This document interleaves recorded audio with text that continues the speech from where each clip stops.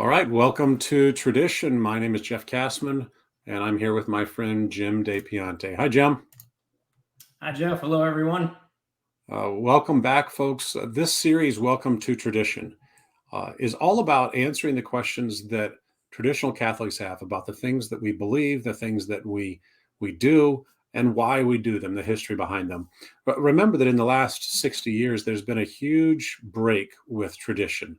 And a lot of the things that our grandparents and great grandparents, in fact, our ancestors for 2,000 years have done, were just habits for them, it was just part of being Catholic. All those things were lost just in a generation or two.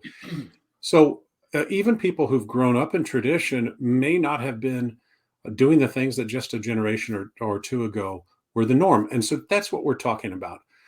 And so we encourage you to come to us with your questions, ask, why do we do this? Or why does the priest do this? Or I've heard these different things. And if we don't know the answers, we'll track those down. Now, in our first several episodes, we covered a lot of ground. I encourage you to go back to those early episodes and listen to the conversations about the various levels of solemnity at Mass, all the different gestures and postures that we do at Mass. And sometimes you'll see different things in different places, and you'll wonder, well, why are they doing that? We've covered those questions. We've talked about fasting and abstinence, the liturgical year. We've talked about the new Divine Mercy devotion and all of the questions and controversy about that. And we've talked about the strange situation with modern canonizations and the things that have changed. We've talked about how parents should approach taking children to Mass, young children and infants, what to do when they're acting up and making noise. And we've talked about the criteria to become a martyr. Not everybody is a martyr. Not everybody who dies a good Catholic is a martyr. We've talked about the strange situation involving Pope Francis and his apparent predilection for the Society of St. Pius X while he simultaneously persecutes traditionalists. And we've talked about, in our last episode with Jim, we talked about Halloween, why Catholics should celebrate Halloween, how to celebrate it, why Halloween is an entirely Catholic holiday. We talked about answering the myth that Protestants have created about Halloween being just a pagan festival. And we explained how the hatred for Halloween originates in some strange places. Anti-Catholic comic book screeds by Jack Chick. So I encourage you to go back 2 episodes. Halloween was just a few weeks ago. Go back 2 episodes if you have not already listened to that episode about Halloween. I also want to just mention that in the most recent episode with Louis Tafari, we talked about a lot of the indulgences that are available to Catholics, what the origin of those indulgences were, how you can merit them. Talked a little bit about the history of abuses, what really happened and what did not happen. So if you have not seen that, I encourage you to review that one. It was a great episode. That having been said, Halloween has passed us. So, Jim, what's next? It's November, Jeff, and we know what that means. November means that all of our friends on Catholic social media sites are going to be telling us that Thanksgiving is coming up. Traditional Catholics should not celebrate Thanksgiving, right? Apparently Probably not. a mortal sin, I'm guessing. So anyway, here's the point, folks. As we're recording this, Thanksgiving is just a little more than a week away. But the commentary against Thanksgiving, while vitriolic, is still there among people who suggest that we should not be celebrating Thanksgiving. They will say, let me give you a perfect example. One person on the internet wrote this: Martinmass was the traditional beginning of winter as well as a celebration of Thanksgiving to the Lord. Catholics should drop the secular celebration of Thanksgiving at the end of the month in favor of celebrating Martinmass. That's a high calling given that it's a federal holiday, given that there's football games that day, families are getting together. Even if they don't know why they're getting together at somebody's house, right? So, Jim, let's dive into this. Let's talk about giving thanks, the whole idea, the Catholic idea of giving thanks. Let's talk about Martinmass today. And other feasts like that have probably disappeared. People don't even know about. And let's talk about where the U.S. Thanksgiving holiday fits into the Catholic concept of giving thanks. And then finally, I want to examine a couple of these assertions that are so common. The idea that we should drop the secular celebration, and talk about amongst traditional Catholics the whole idea of Thanksgiving. Would it be complete if we didn't talk about the Friday apocryphal turkey indult? Got to get that in Be there. done.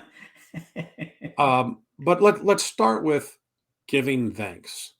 Whole idea Right. of Thanksgiving. Could you start us with that?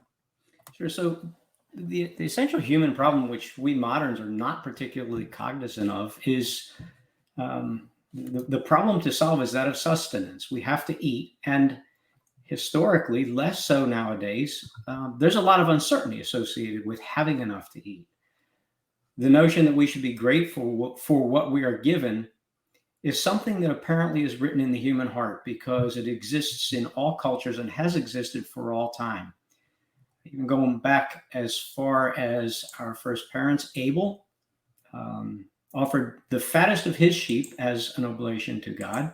Cain, of course, made a shabby offering, but he still made an offering. So, the whole idea of Thanksgiving seems, and feasting and sacrifice seems inherently religious. Um, let's grant that even non-religious people celebrate Thanksgiving. Maybe they don't know why. Maybe they're not very conscious of like the whole thought process. But it does kind of beg the question: well, who do atheists thank? So, any good Catholic, if we're living properly, gratitude should permeate our life, right? I mean, from the moment we wake up, we should be giving thanks for sleeping through the night, for waking up safely, for the another opportunity to serve God and others, and do more penance and grow. But also liturgically and culturally, right? It should be a big part of Catholic life. What do you think? Absolutely. I mean, somewhere along the way, from the time of Adam, uh, mankind lost sight of the true religion and the true God, but he never lost sight of the need for gratitude, particularly gratitude for the earth's bounty. There's always been this association between gratitude and the harvest. Liturgically, of course, the Mass is the quintessential expression of Catholic gratitude. I mean, the word Eucharist from Greek means thanksgiving. And actually, it's accompanied by a feast, the sacred banquet, the so called Sacrum Convivium. But before we can partake in the feast, we must have fasted. Then we must acknowledge our sinfulness, and we do that in the Confiteor. At the preface, Father chants, obviously in Latin, "It is truly meet and just, right and availing unto salvation, that we should at all times and in all places give thanks unto thee, O holy Lord, Father, Almighty and everlasting God." We are thus reminded that we must be grateful before we can presume to feast. Then, of course, Christ is slain on the altar, the sacrifice. Then we can feast at the sacred banquet. And you focus primarily so far on the Mass itself, but even if there's communion outside of Mass, you have those same essential parts, right? First you must fast, then you must confess that you've sinned, and then there's the feast, receiving communion. Right. So, fasting and acknowledging our sinfulness as acts of humility serve to amplify gratitude. Gratitude for the Catholic invariably means fasting and penitence.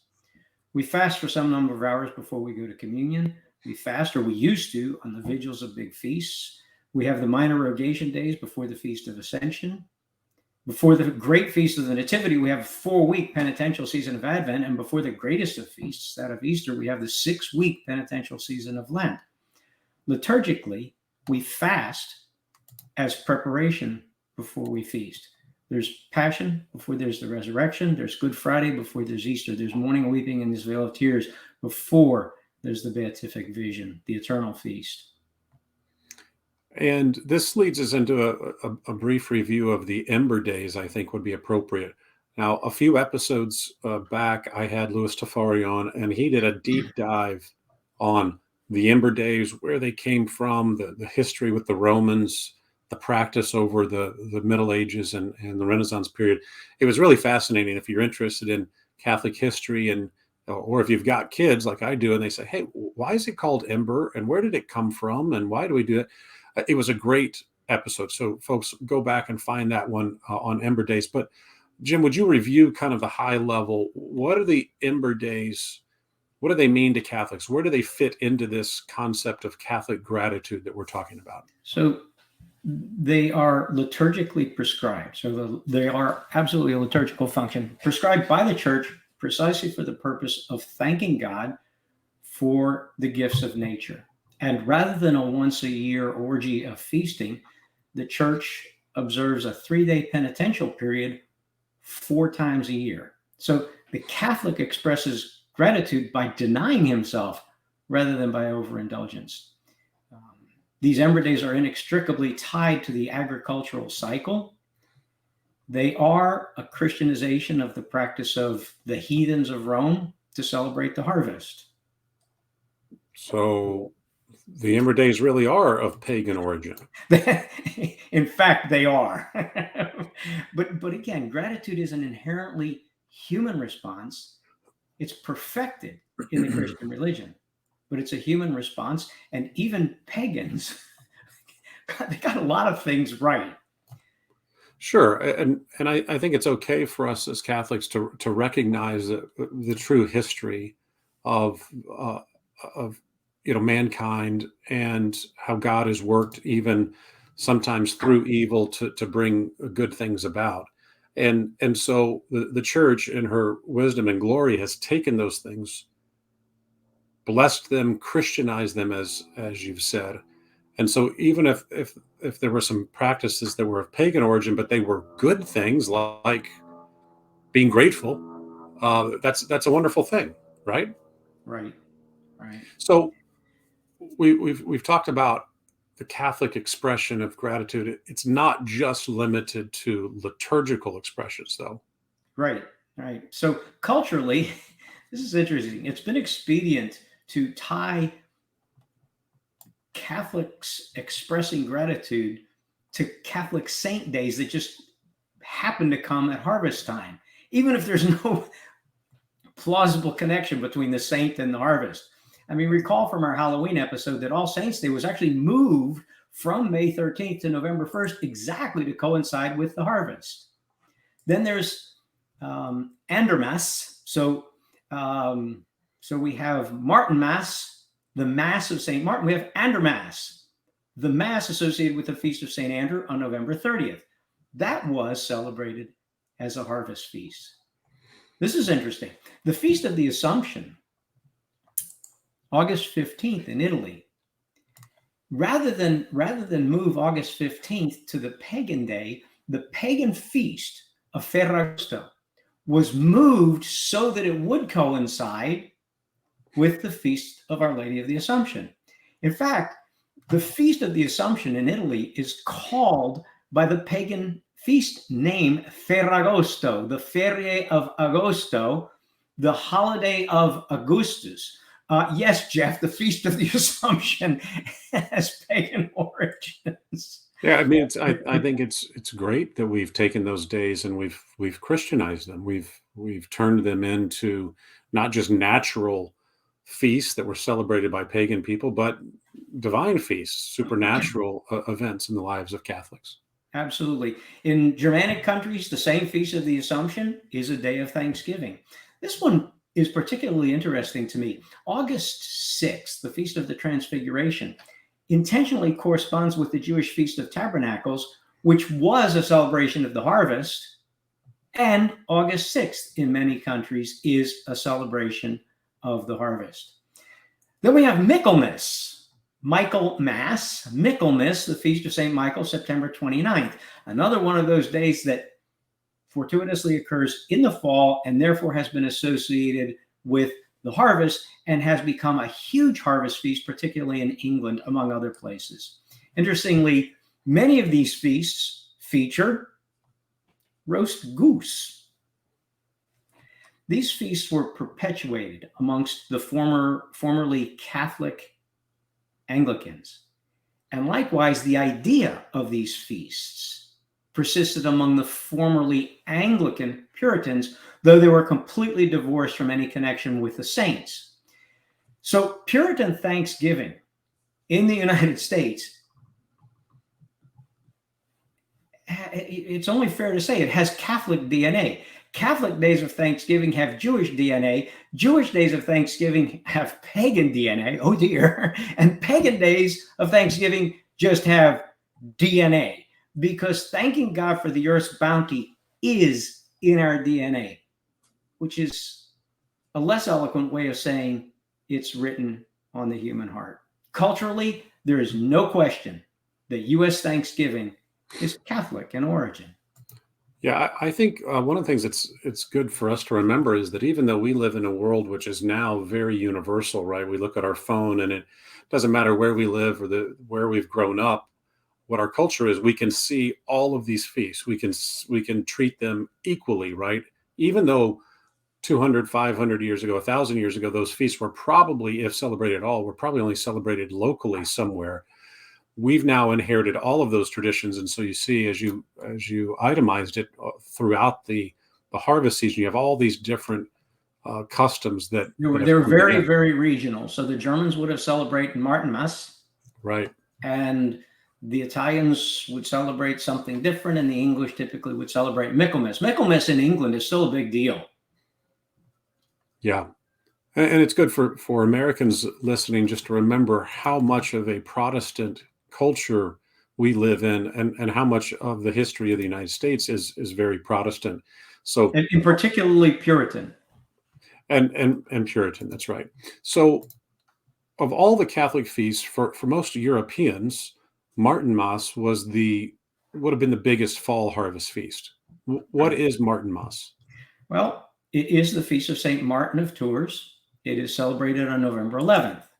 So where Christ's Mass is Christmas, Martin's Mass is Martinmas. The feast usually centered around a Martinmas goose, and that's a term, the Martinmas goose. Here's an interesting fact. Martin Luther, the great heresiarch, was born on November 10th. He was baptized on the feast of St. Martin, November 11th, and thus he was given the name Martin. Well, the culture of celebrating the feast of St. Martin was enormous in Germany. It still is. So the Catholics celebrate the feast of St. Martin as they always have. The Lutherans, on the other hand, celebrate the anniversary of Martin Luther's baptism, but it's still called Martinstag, which is Martin's Day. Yeah. So perhaps we should rule out celebrating the Martinmas, because Lutherans celebrate it now in honor of Martin Luther. At least it's not pagan, right? Right. Ironically, in view of our episode in Halloween, Martinmas is known as Old Halloween among the British. And it shares many things in common with Halloween. First off, it is a harvest festival. Absolutely. And there's also the tradition of a kind of trick-or-treating. And they did things like hollow out turnips to make lanterns of them, just like they did in the Celtic countries. Wow. So, yeah. Interesting. So with all that background, let's talk about the basic history of Thanksgiving in the United States, because let's face it, a lot of people, they've just kind of heard the high level part, and we want to bring some perspective to that. All right.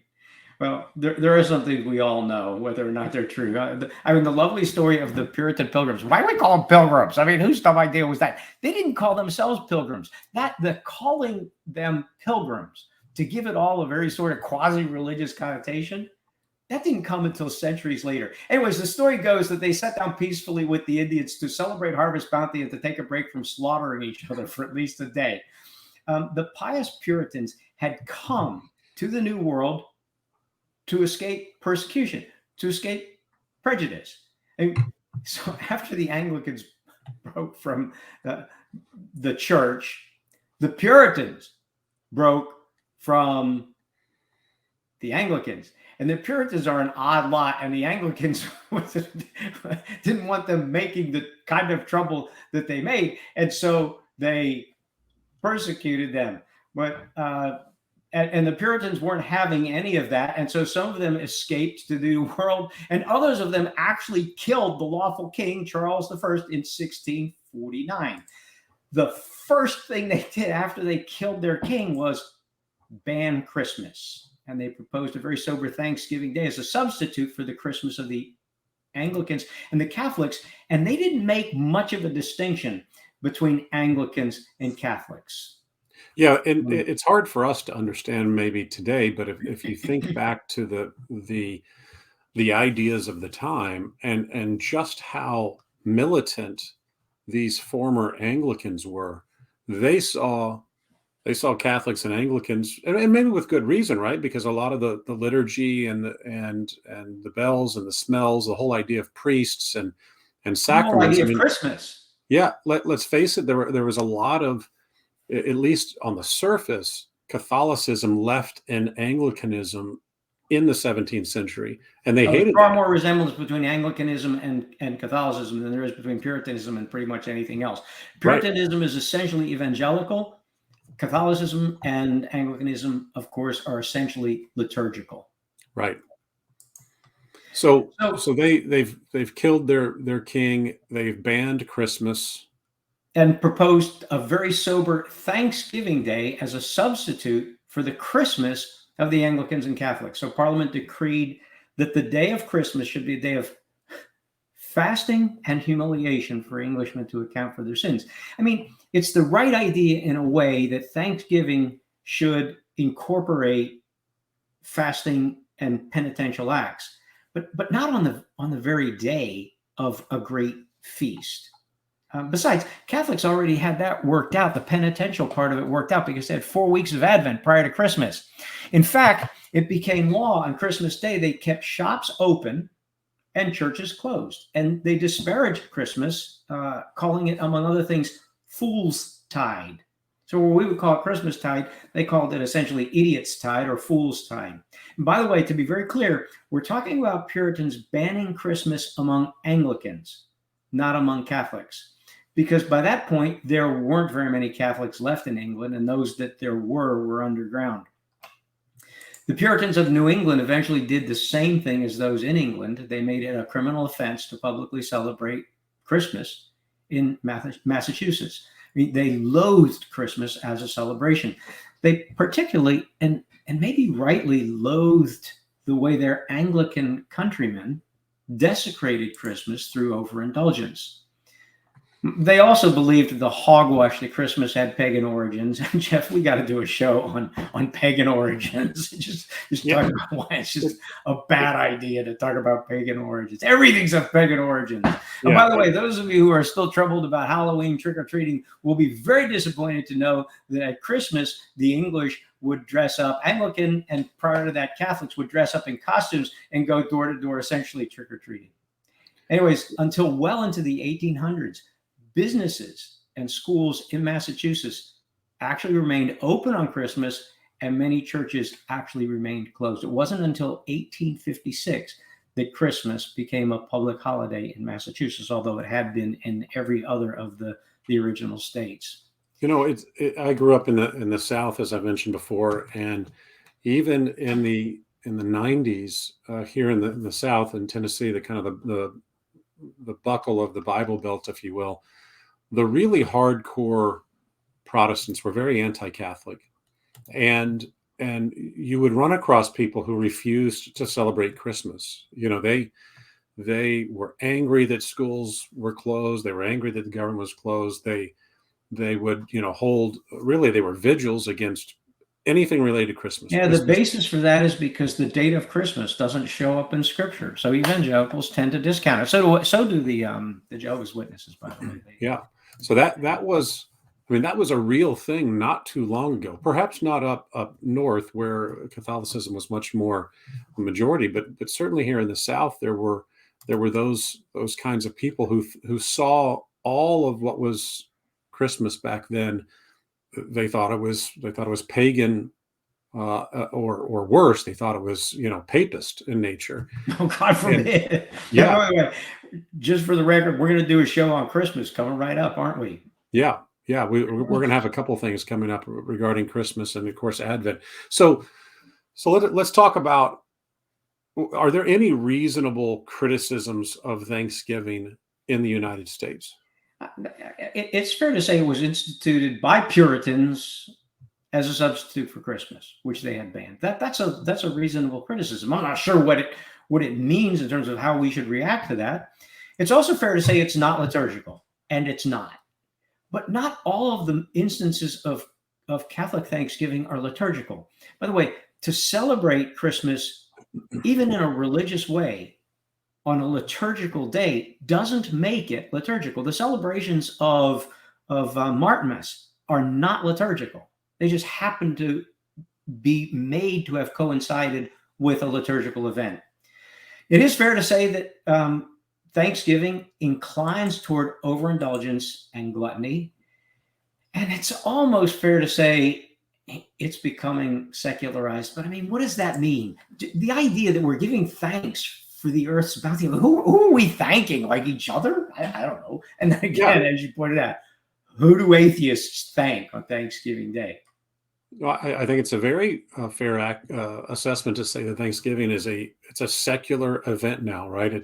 It's just one other federal holiday to not work, to drink, to eat.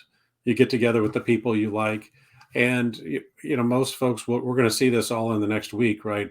They're going to start to say, "Oh, I'm grateful for my friends. I'm grateful for my college. I'm grateful for whatever." Oh, okay. I mean, it's nice that there's kind of a natural sense that it's the right concept. It's just not. It's not sufficiently deep, and it's not properly oriented, is it? Right. Right. So this begs the question. We're all about trying to dig deep into this and have the proper understanding of these events, to have the proper orientation and disposition, so that we can do the right thing, not just do the thing that everybody else does.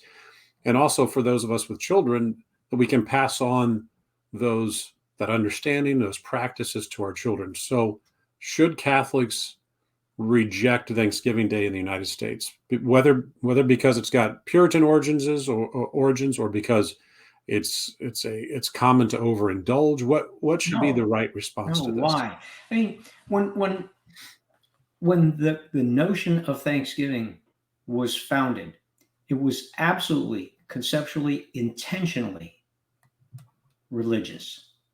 It was founded here in the United States as a religious day to give thanks to God. So it's directly intended to give thanks to God, not just to be thankful. And this is true both on a personal level and a cultural level. So at least in its inception, it was rightly motivated.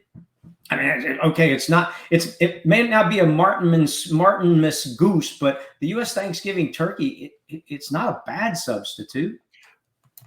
Right. So I think the conclusion then is that just like we've made Jewish holidays into Catholic holidays, and we've taken pagan festival days and we've Christianized them and made them into holidays, we should take this day and observe it as Catholics. And All fast. Right. So what does that mean? Right. Fast the day before, which many of us need to do anyway. Wednesday is a traditional day of fast and abstinence for Catholics, so it fits perfectly to make. I'm probably going to get in trouble if I say this, but I got to say it. Let's make it the vigil of Thanksgiving, right? The vigil, we normally fast on vigil, so the vigil of Thanksgiving, Wednesday, make that a day of fast and abstinence. And then when we do feast, let's make the feast wonderful, but let's try to feast in moderation. And of course, it's always wonderful to pray and go to Mass and to give gratitude to God for all that He's given us. Go to Mass. I mean, Mass is the quintessential Catholic expression of human gratitude. Is there a liturgy of Thanksgiving in the new rite? There is a commemoration of it, not a liturgy per se, not that I'm aware of, but I know there's a commemoration of it. All right. And that's not wrong. That's not bad.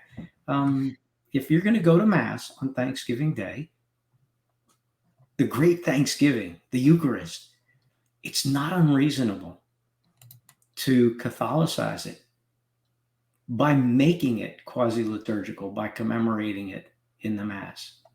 There are other other ways that the Catholic can be grateful. I mean, Mass on that day is one, but there also is Michaelmas on September 29th. So we can be Catholic on that day. There's Martinmass on November 11th, as we've said. And then there are the Ember days at the start of each of the 4 seasons. Sundays, as a weekly day of Thanksgiving, is naturally preceded by the abstinence of Friday. So there we have this notion of penitence followed by feasting. So fast and then feast. And there was even a time in the church where Saturdays were also a Days of traditional fast. day. Yeah. Wednesdays, Fridays, and Saturdays, right? Yeah. So we've gotten away from that, but certainly we can see these themes being repeated, at least in our history. So let's talk about Martinmass for a minute. What do we do with this suggestion, which I'm sure has pious intentions behind it? What do we do with the suggestion that we should reject the U.S. Thanksgiving and instead celebrate Martinmass? And I'm going to tell you that this probably won't surprise people that are listening. My disposition is, well, let's celebrate as much as we can. Why does it have to be? We're so impoverished. We're so impoverished. Medieval man celebrated like pretty much perpetually. Right. So look, it's not an either or proposition. I mean, why not celebrate? We could start with Michaelmas on the 29th.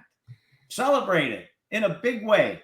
Maybe a little bit of penance the day before, but on September 29th, celebrate the great Saint Michael the Archangel. Then Martinmas on the 11th. Why not? Let's do that. But it's not an either or proposition. We can then celebrate Thanksgiving on the 4th Thursday of November. Just do it in a Catholic way. Catholicize it. Make it ours.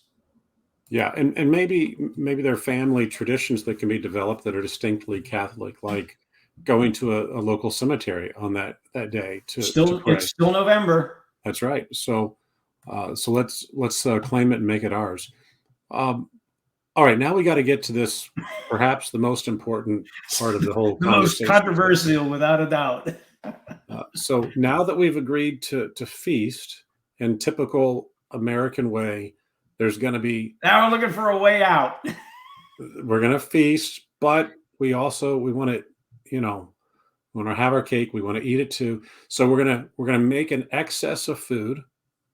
So there's going to be leftovers on Friday, and there's a natural American resistance to the idea of delaying gratification and fasting when there are refrigerators, the second refrigerator's full, the deep freeze is full. So we got to talk about this turkey indult. Every year, and I love predicting the future, right? You and I know next couple of days, there's going to be a Catholic publication that's going to talk about this turkey indult. Generally very responsible publications. Yeah. I mean, they're not even left wing. There are going to be some folks in the next week. They're going to talk about Pius XII granted an indult to Catholics in the United States to dispense them from the obligation to abstain from meat on the Friday after Thanksgiving. And I've heard all sorts of justifications. I've had well-meaning priests say, well, you got to remember, we didn't have refrigerators back then, and they couldn't save the meat, and they had to eat it or it was just going to be wasted. And of course, that's not true. Most of the United States had refrigerators in the 50s. They certainly had the way to preserve meat for 24 hours, right? The typical housewife was expert at planning meals and planning leftovers. Yeah, I mean, whether it was salt or the root cellar, or look, they had. Well, you remember it. You were alive in the 50s. Did you have electricity in your home?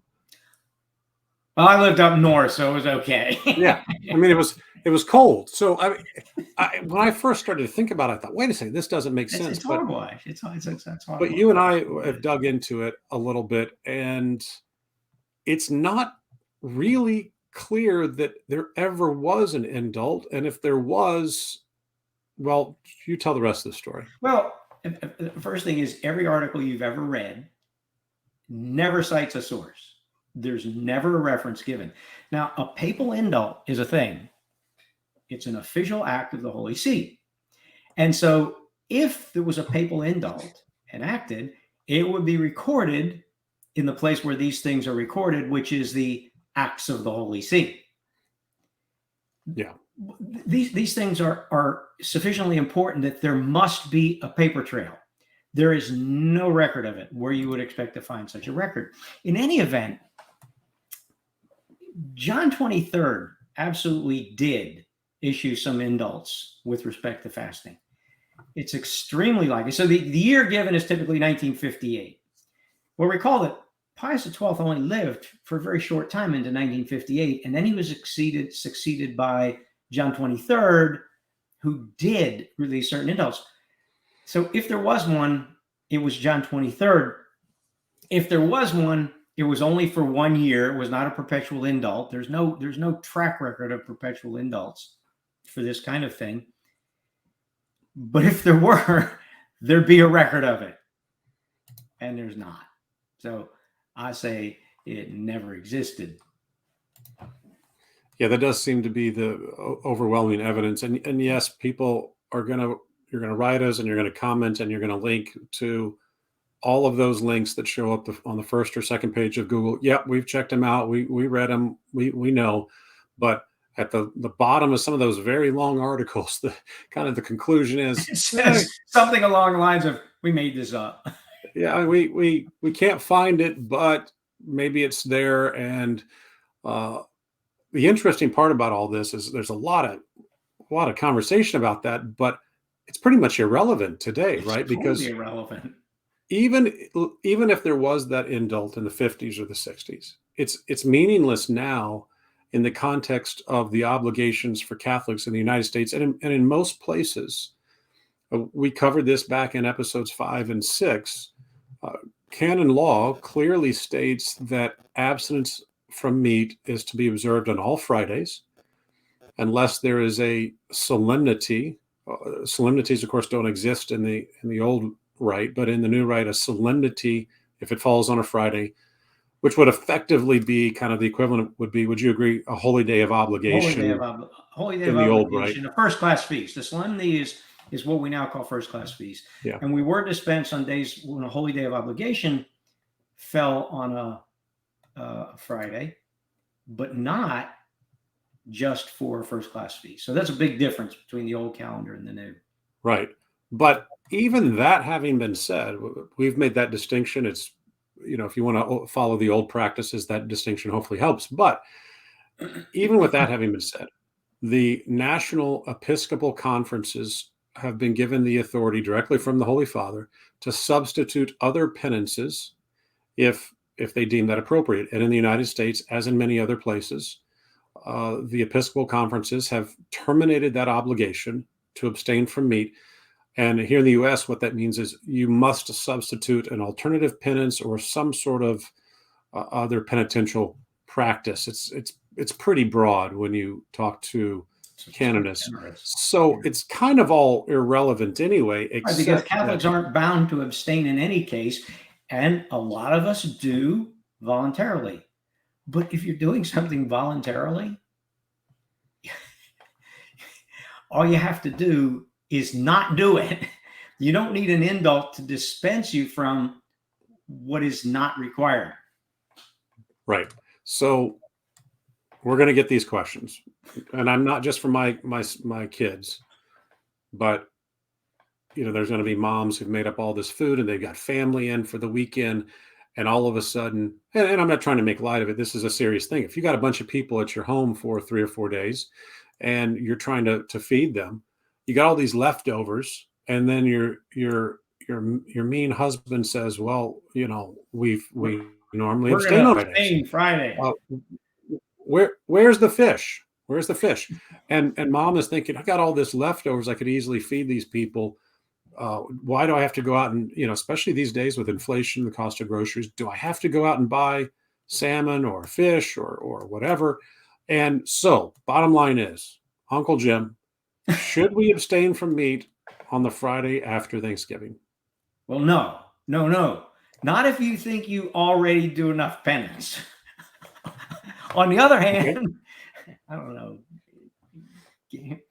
Do ye Yeah. penance lest ye perish? Those are the words right out of our Lord's mouth. Do ye penance lest ye perish? So, And this is a great reminder for those whose response to fasting and abstinence is a little legalistic and thinking, well, we've moved beyond the law and our hearts, God knows our hearts and so forth. Well, if you believe that you're already doing enough penance, that you have expiated from your life all attachment to things of this world, and you have no vices, and there's no excess in any part of your life, then that if that's where your conscience is, so be it. But part of being a traditional Catholic is saying, gosh, we live in this time of such great abundance and excess that it's very easy for us to fall into, the excesses. Therefore, we probably shouldn't flee from opportunities to do a little penance, right? I would say, yeah. So, let's wrap up a few things. Just in reviewing, giving thanks, whether it's for the harvest bounty or for anything, that's natural to man. I think philosophers would agree it's part of the natural law. It's written on our hearts. The church helps us to give thanks by building that into her liturgy. We see it at every mass. If you follow the divine office, it's there every day. We have a special level of gratitude and thanksgiving built seasonally into the Ember days. And then we have these additional ways to give thanks through fasting and penitential acts, which most of us need. Certainly, I include myself. But the church doesn't live in this kind of isolated vacuum on just Sundays, right? She wants us to make the culture Catholic too, and so she's given us these religious feasts that coincide with the harvest days. We've talked about Martinmass and Michaelmas as prominent among them. Here in the United States, Jim, can I just review briefly what you said? Sure. Yes, the kind of the feast, if you will, of Thanksgiving started with the Puritans, although I think all Catholics are going to recognize that there were some Spanish Jesuits in Florida long before the Puritans, right? So we didn't cover that because we're sensitive to ladies on Sunday are going to tell me we went over time, but that first Thanksgiving in America, I think we all know Spanish Jesuits in Florida, what, 50 years before the Puritans? Lima had a world-class university when the English were eking out a hard-scrabble existence up in Jamestown. Lima was a thriving metropolis with one of the finest universities in the world. So yeah. Great point. And for those of you who went to public school, as I did, he's talking about the capital of Peru. But even in Florida, and we have a neat place here in Tennessee around Knoxville, there's the location, I think that was the furthest north that those Spanish missionaries came. They came up through Florida, and they were trying to find like the St. Lawrence River, right? They thought there was some way to cut through and get all the way back around. But anyway, they made it all the way to Knoxville, I think, and they said a mass there of Thanksgiving. There's I think it's the Church of the Holy Ghost in Knoxville. I think there's a plaque for that. Anyway, point is, Catholics were already being grateful and giving thanks in the United States before the Protestants instituted Thanksgiving. The pedigree, though, the idea of gratitude towards God, it's purely Catholic.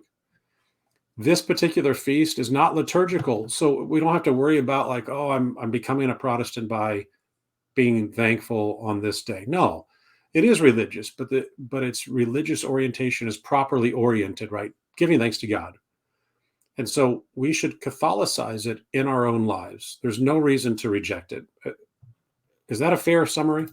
I think so. And we don't need to have this dichotomy of do we do Thanksgiving or we do not either or. It's not either or. So yes, celebrate Martinmas. Study that up with your family. Look at what those traditions are. Go back in your family history. Figure out where you're from. Most of us are going to be from Ireland and Scotland and England. A lot of that, Germany and so forth. Find out how your ancestors celebrated Martinmas and Michaelmas, and bring back those Catholic traditions and pass those on. We don't have to make these false either or solutions. And then finally, there probably never was a turkey indult. Probably never was. Happy Thanksgiving. Happy Thanksgiving, Jim. Thanks for being with us, friends. If you've enjoyed, thank you. God bless you all. Friends, if you've enjoyed this episode, please like it and share it. Send me your positive feedback. If you have criticisms, find Jim on social media. Send those criticisms to him, and don't forget to share this with your friends on social media. We don't do fundraising here. We don't. There's none of that. We're just trying to help. We're not after clicks. Not after clicks. We just want to deliver the truth to you. And if we've made a mistake, we are sincere. We want you to correct us. I know you will do that. And we look forward to that because we learn by doing this as well. Everyone have a happy Thanksgiving.